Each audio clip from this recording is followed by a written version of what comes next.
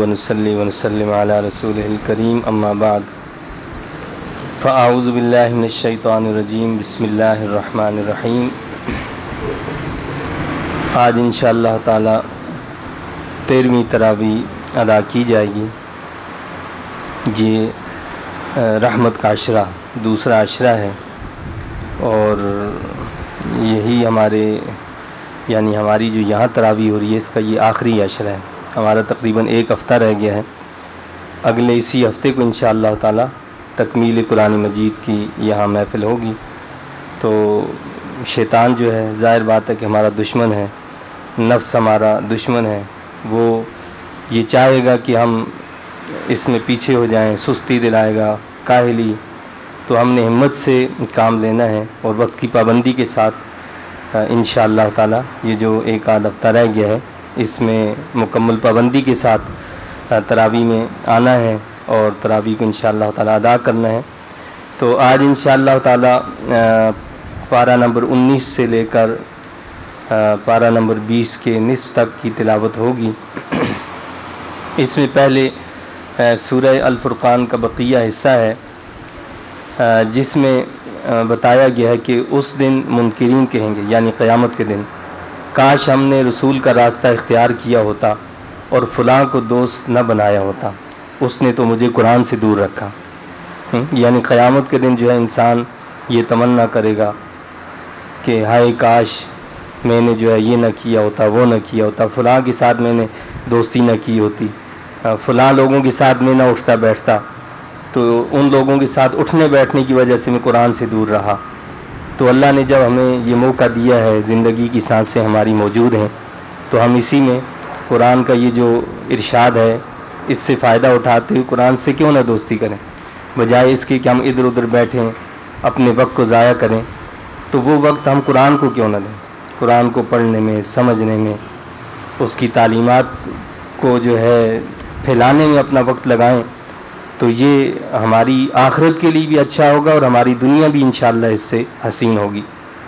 اگلی جو بات بتائی گئی ہے وہ بڑی جو ہے ہمارے لیے تنبیہ ہے کہ جب قیامت کا دن ہوگا تو اللہ کے رسول صلی اللہ علیہ وسلم اللہ کی بارگاہ میں عرض کریں گے، یا رب ان قوم اتخذوا ھذا القرآن مہجورا، یہ میری وہ قوم ہے کہ اس نے تو قرآن کو چھوڑ رکھا تھا۔ یعنی اللہ کی عدالت میں اللہ کے رسول صلی اللہ علیہ وسلم یہ فرمائیں گے کہ میری اس قوم نے قرآن کو چھوڑ رکھا تھا۔ تو جب رسول اللہ صلی اللہ علیہ وسلم خود یہ دعویٰ پیش کریں تو آپ بتائیے کہ وہاں پھر کیا حل ہوگا کہ ہم نے تو قرآن کو کوئی اہمیت ہی نہیں دی کبھی۔ علامہ اقبال رحمہ اللہ تو یہ فرماتے ہیں کہ جب تک میں نے قرآن کو نہیں دیکھا تھا، قرآن سے میرا کوئی تعلق نہیں تھا، تو میں تو دنیا بھر میں جا کر علوم حاصل کرتا رہا، لیکن جب میں نے قرآن کو دیکھا تو میں نے ان ساری چیزوں کو چھوڑ دیا کہ میرے تو گھر میں خزانہ پڑا اور میں نے اس کو ہاتھ ہی نہیں لگایا۔ تو کہتے ہیں کہ اس کے بعد میں نے کوئی اور کتاب نہیں پڑھی، قرآن کو ہی میں پڑھتا رہا، قرآن سے ہی میں رہنمائی لیتا رہا۔ اس سے پہلے یہ ساری چیزیں، فلسفہ اور یہ ساری چیزیں جو ہے یہ پوری دنیا کے جو سفر کاٹتے رہے۔ تو مقصد کہنے کا یہ ہے کہ یہ خزانہ ہمارے پاس رکھا ہوا ہے، ہمارے پاس موجود ہے، ہمارے گھر میں موجود ہے، تو ہم اس کو ہاتھ لگانے کی زحمت کیوں نہیں کرتے؟ اگر ہم نے اس قرآن سے اپنے تعلق کو نہ جوڑا تو یہ نہایت سخت تنبیہ ہے۔ بے شک اللہ کے رسول صلی اللہ علیہ وسلم شفاعت بھی فرمائیں گے، سفارش بھی فرمائیں گے، لیکن جن کے بارے میں رسول اللہ صلی اللہ علیہ وسلم خود یہ دعویٰ کریں گے ان کی جان کیسے بچے گی؟ ان کی تو جان چھوٹ نہیں سکتی نا کہ جی انہوں نے قرآن کو چھوڑ رکھا تھا۔ تو آج ہم نے اس بات کا وعدہ کرنا ہے، اپنے آپ سے عہد کرنا ہے کہ انشاءاللہ تعالی یہ جو رمضان کا مہینہ قرآن کا مہینہ ہے، اسی سے اور آج کے دن سے ہی انشاءاللہ تعالی ہم قرآن سے اپنے تعلق کو جوڑیں گے، اگرچہ کہ دن میں ہم 3 آیتیں کیوں نہ پڑھیں، ان کو سمجھ کر پڑھیں گے اور زندگی بھر اپنا یہ معمول رکھیں گے کہ انشاءاللہ تعالی کم از کم 3 آیات کو ترجمہ کے ساتھ پڑھنے کا اہتمام کریں گے۔ اس کے بعد سیدنا موسیٰ علیہ السلام اور حضرت ہارون علیہ السلام کی قوم کے بارے میں، حضرت نوح علیہ السلام کی قوم، عاد و سمود اور کنویں والی قوموں پر عذاب کا تذکرہ کیا گیا ہے کہ کس طرح ان لوگوں نے اپنے نبیوں کی دعوت کو جھٹلایا اور آخر کار ہم نے ان کو ان کے انجام تک پہنچا دیا۔ پھر اللہ تعالیٰ نے اپنے بندوں کی نشانیاں بتائی ہیں، وعباد الرحمن الذین یمشون علی الارض ہونا، یعنی رحمان کے بندے کون سے ہیں؟ جو زمین پر چلتے ہیں تو آہستہ آہستہ چلتے ہیں، یعنی وہ زمین پر کوئی اکڑ کر نہیں چلتے، وہ کسی ایسی چال اور چلن کو اختیار نہیں کرتے کہ جن کے اندر کوئی غرور کا شائبہ ہو، کوئی اور ایسا شائبہ ہو کہ جس سے انسانیت کی تذلیل ہوتی ہو، انسانیت کی تحقیر ہوتی ہو۔ تو وہ اس انداز میں چلتے ہیں کہ آہستہ آہستہ چلتے ہیں۔ اور کیا فرمایا کہ اگر ان کا جاہلوں سے پالا پڑ جائے تو وہ جاہلوں سے الجھتے نہیں ہیں، بلکہ قالوا سلامہ، وہ کہتے ہیں بھائی سلامت رہو، بس وہ ان سے یعنی الجھتے نہیں ہیں، وہ اعراض کرتے ہیں، ان سے ہٹ جاتے ہیں۔ اور اسی طرح وہ راتوں کو قیام و سجود میں بسر کرتے ہیں، وعباد الرحمن الذین یمشون علی الارض ہونا وَإِذَا خَاطَبَهُمُ الْجَاهِلُونَ قَالُوا سَلَامًا وَالَّذِينَ يَبِيتُونَ لِرَبِّهِمْ سُجَّدًا وَقِيَامًا، جو راتوں کو اس حالت میں گزارتے ہیں کہ کبھی رکوع میں ہوتے ہیں، کبھی سجدے میں ہوتے ہیں، یعنی اپنے رب سے لو لگا کر رکھتے ہیں، دوزخ کے عذاب سے اللہ کی پناہ مانگتے ہیں، اپنے خرچ میں اعتدال کا رویہ اختیار کرتے ہیں، نہ وہ بخل کرتے ہیں نہ اسراف کرتے ہیں۔ مقصد یہ ہے کہ وہ زندگی کے معاملات میں میانہ روی سے چلتے ہیں اور صرف معبود حقیقی کو پکارتے ہیں، اسی کی عبادت کرتے ہیں، نہ حق قتل نہیں کرتے، بدکاری سے بچتے ہیں، اور تمام جو رذائل اخلاق ہیں ان سے وہ اپنے آپ کو محفوظ رکھتے ہیں۔ اس کے بعد سورہ الشعراء شروع ہوتی ہے۔ اس صورت میں شاعروں کا ذکر تو سرسری طور پر ہوا ہے، مگر اول سے آخر تک انبیاء کرام علیہم الصلاۃ والسلام یعنی سابقین انبیاء جو ہیں ان کا تذکرہ ہے، ان کی تعلیمات کا ذکر ہے، اور ان پر جو اللہ کے انعامات ہوئے ان کا ذکر کیا گیا ہے۔ اور مخالفین قرآن کا جو ہے ذکر کیا کہ اے حبیب صلی اللہ علیہ وسلم، اگر یہ کافر ایمان نہیں لاتے تو کیا آپ ان کے لیے اپنی جان کھو دیں گے؟ زبردستی مومن بنانا یہ تو اللہ کی سنت کے خلاف ہے۔ یعنی اے حبیب صلی اللہ علیہ وسلم، اللہ کے رسول صلی اللہ علیہ وسلم کو اس سے دکھ ہوتا تھا کہ آپ صبح شام لوگوں کو اللہ کی طرف بلاتے اور وہ ماننے کے لیے تیار نہیں ہوتے۔ تو ایک فطری بات ہے کہ انسان کو اس سے تکلیف ہوتی ہے اور غم ہوتا ہے۔ تو اللہ کے رسول صلی اللہ علیہ وسلم تو سب سے زیادہ اہل ایمان کے لیے جو ہے وہ رؤوف اور رحیم ہیں، نہایت ہی مہربان ہیں۔ تو اللہ تعالیٰ خود یعنی اس بات کی گواہی دے رہا ہے کہ آپ جو ہے اپنی جان کو کیا ان کے پیچھے گنوا دیں گے کہ یہ ایمان نہیں لاتے؟ تو یہ تو اللہ کا جو ہے اصول ہی نہیں ہے کہ کسی کو زبردستی جو ہے اسلام قبول کروایا جائے۔ اگر اللہ یہ چاہتا تو سارے اسلام قبول کر لیتے۔ تو اللہ نے فرمایا کہ حبیب صلی اللہ علیہ وسلم آپ کا کام تھا لوگوں تک اللہ کے پیغام کو پہنچا دینا، آپ کی ذمہ داری یہ نہیں ہے کہ لوگ اس کو مانے بھی، بس آپ کا کام پیغام پہنچا دینا، ماننا نہ ماننا ان کا کام ہے، اس کا معاملہ ان کے ساتھ ہوگا، آپ نے اللہ کے پیغام کو صحیح پہنچانا ہے۔ سیدنا موسیٰ علیہ السلام اور ہارون علیہ السلام کو فرعون کے پاس جا کر تبلیغ کرنے کا حکم دیا۔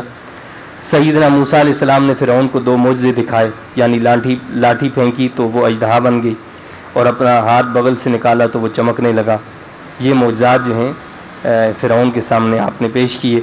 فرعون نے کہا کہ موسیٰ یہ تو جادوگر ہیں،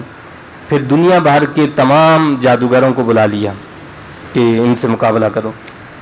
جب سارے جادوگر جو جمع ہو گئے اور ان سے عہد و پیمان بھی ہو گیا، انہوں نے کہا کہ بھائی ہم غالب آ گئے تو ہمیں جو ہے آپ کو کیا، اس نے کہا کہ آپ کو ہم اپنا مقرب بنائیں گے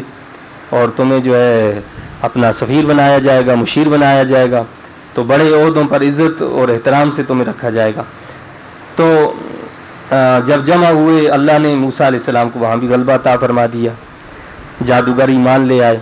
فرعون نے انہیں ڈرایا دھمکایا مگر انہوں نے کوئی پرواہ نہیں کی، یعنی وہ جتنے بھی جادوگر آئے تھے، جادو کا زور تھا اس دور میں، ایک سے ایک جادوگر تھا، لیکن وہ سارے کے سارے جو ڈھیر ہو گئے وہاں، کیونکہ جادو کا ان کے پاس علم تھا اور وہ سمجھ گئے کہ موسیٰ علیہ السلام جو کر رہے ہیں وہ کچھ اور چیز ہے، کیونکہ جادو تو جو ہوتا ہے وہ تو ہمارے خیالات، ہمارے تصورات پر ایک جو ہے وہ قابو کر لیا جاتا ہے، اور چیز ہوتی کچھ ہے، نظر کچھ آتی ہے۔ رسیاں پھینکی تو وہ سانپ بن گئے، سانپ نظر آنے لگے، سانپ کی طرح دوڑنے لگے۔ تو موسیٰ علیہ السلام کے معجزات کو دیکھ کر انہوں نے اسلام قبول کر لیا۔ جب فرعون نے دھمکیاں دیں تو انہوں نے کہا کہ ہمیں اس کی کوئی پرواہ نہیں ہے، حتیٰ کہ ان کے ہاتھ پاؤں کاٹے گئے، سولی پر لٹکا دیا گیا، لیکن انہوں نے ایمان کو نہیں چھوڑا۔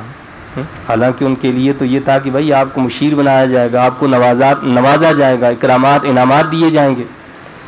لیکن جب ایمان دل کے اندر آ جائے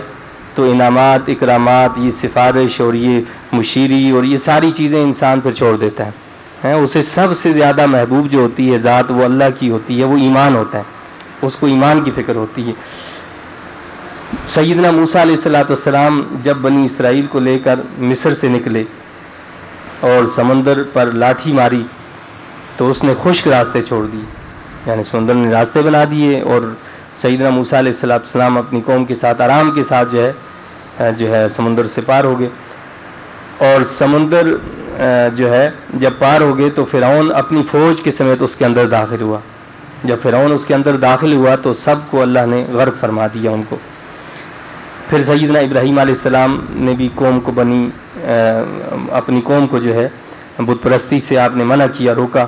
کہ بھائی یہ ساری چیزیں غلط ہیں، لہٰذا اللہ کی طرف آؤ۔ سیدنا نوح علیہ السلام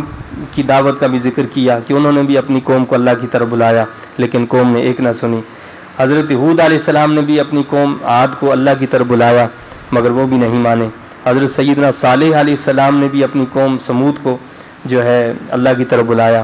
انہوں نے بھی اپنے نبی کی بات کو نہیں مانا۔ انجام کار جھٹلانے والی تمام قوموں کو اللہ نے تباہ اور برباد کر دیا۔ تو اللہ تعالیٰ نے یہ عبرت کے نمونے ہمارے سامنے رکھے ہیں کہ تم پوری تاریخ کو اٹھا کر دیکھو،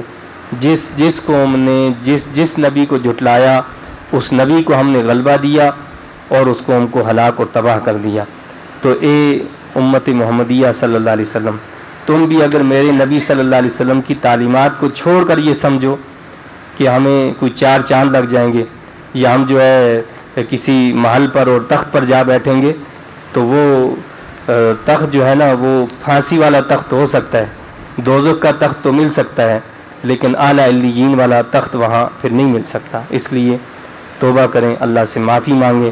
اور اس بات کا عہد کریں کہ انشاءاللہ تعالی زندگی کی جو سانسیں اللہ نے ہمارے لیے باقی رکھی ہیں اس میں ہم پوری کوشش کریں گے کہ اللہ کے رسول صلی اللہ علیہ وسلم کی تعلیمات پر عمل کریں اور انہی پر ہمارا خاتمہ ہو۔ آمین و آخر دعوانا الحمدللہ رب العالمین۔